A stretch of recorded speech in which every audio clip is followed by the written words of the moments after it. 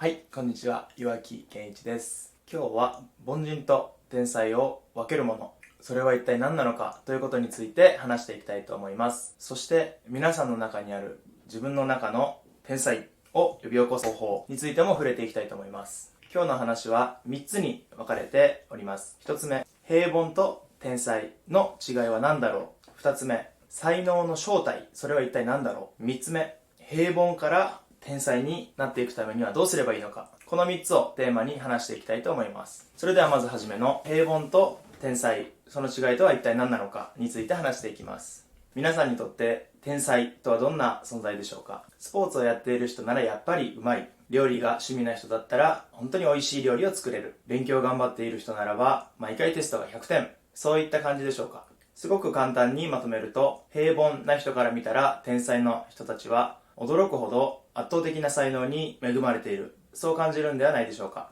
つまり平凡な人からすると天才の人たちは私たちとは違う、やっぱり凡人と天才には大きな差があってどうしようもないんだ。そして凡人と天才を分けるものはここに才能の壁がある、そういった思いがあるんではないでしょうか。ではそもそも才能とは一体何なんでしょうか。2、才能の正体って何だろう。今回平凡と天才を分けるものは才能であるというような話をしました。ではその才能とは一体どういったもので、それが生まれつきどうしようもないものなのか、生まれた後実生活の中で磨かれていくようなものなのか。僕は才能が生まれつきであってどうしようもないことであるということでは考えていません。僕の考える才能の正体は、例えば水球の才能であればその水球に関する情報や練習機、どれだけ触れることができたかが才能の正体だと思っています。初めて聞いた人は、と、はてなはてなはてなマークが浮かぶかもわかりませんが、私が思うに生まれながら天才という人はいないと思っています。生まれてから今までにどれだけ自分の好きなことやチャレンジしてきたことにたくさん触れてきたかどうか、これが才能が磨かれてきたかどうかだと思っています。さて、今、水泳をしてい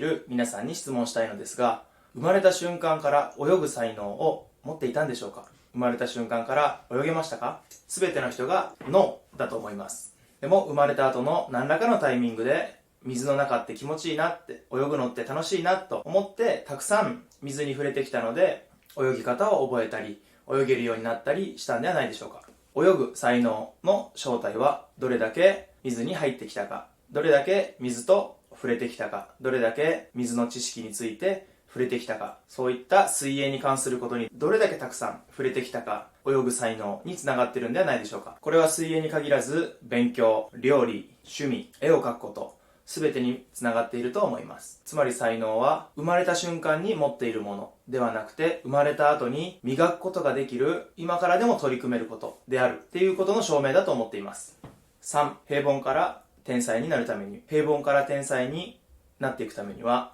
自分が天才になりたいなという分野の情報にどれだけたくさん触れてきたかということがすごく大事になってくると思います。そしてたくさん知識、反復、時間、こういったものを繰り返してやっていくためには、やっぱりどうしても長い年月がかかってくると思います。つまり、すべての人に与えられている天才になるための種を大事に育てることができるかどうか、これがすごく重要になってきていると思います。お花で言うと、水やりを毎回して小さな芽が生まれ、周りに雑草が生えてきてもそれを丁寧に取り除き、花が咲くまで丁寧に毎日育てることができるかどうか。ただ才能の種、天才の種というものは非常に育てるのが難しくて、勉強でもそうだと思うんですけど、無理やりやらされたり、一気にたくさんの知識や練習を詰め込まれたり、自分の限界を明らかに超える知識、情報量だったりすると、やっぱり面倒くさくなってしまったり、面白くなくなってしまったり、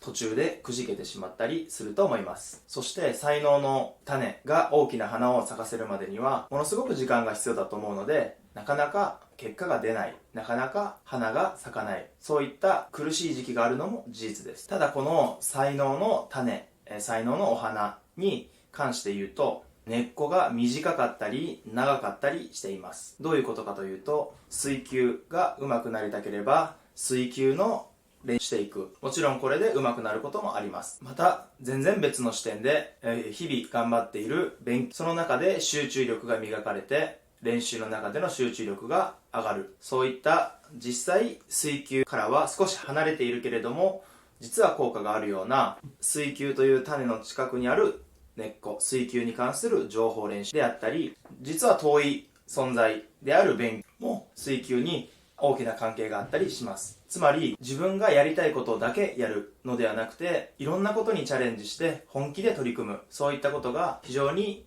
プラスの作用をすることが大いにあります。そして才能の種にはもう一つ特徴があります。それはその人の心によって同じ情報でも同じ練習量でも吸収率が違うというところです。ではその吸収率の違いは何かというと、どれだけ興味を持っているか、どれだけワクワクしているかの違いだと思っています。やっぱりどうせ俺にはとがっかりしながらやっている選手と、よし今日も上手くなろうと思って一生懸命やっている選手、同じ練習メニュー、同じ練習時間をした時に取り組み方はどうなると思いますか？やっぱり本気で取り組んだ選手の方が伸びると思うし、成長速度も速いです。なのでどれだけワクワクしながら水球ができるか、どれだけワクワクしながら自分の好きなことにチャレンジできるか、これが非常に大事になってくると思います。それでは話をまとめたいと思います。今日は3つのことについて話をしました。1、天才と平凡と天才の違いは何か。これは平凡と天才。その違いは才能を磨かれているかどうかです。